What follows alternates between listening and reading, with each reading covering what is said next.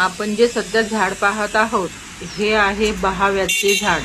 हे साधारणपणे April May महिन्यामध्ये अशी याला फुले यायला लागतात। अतिशय सुंदर दिसते मे महिन्याच्या कडाक्याच्या उन्हामध्ये।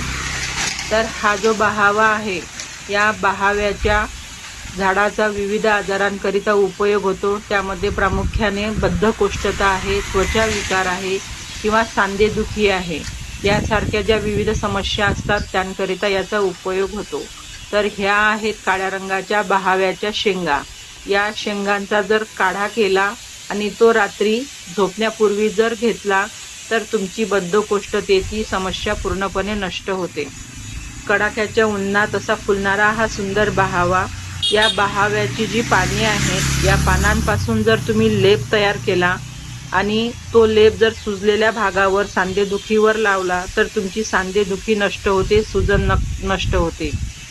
तसेच आपल्या शरीरावर जे विविध प्रकारचे जे त्वचेचे इन्फेक्शन असते तर त्या इन्फेक्शन करिता या बहाव्याच्या पानांचा लेप तयार करून जर लावला तर उन्हाळ्याचे जे स्किनचे प्रॉब्लेम होतात, त्वचाचे जे विकार होतात त्याकरिता अतिशय उपयुक्त आहे।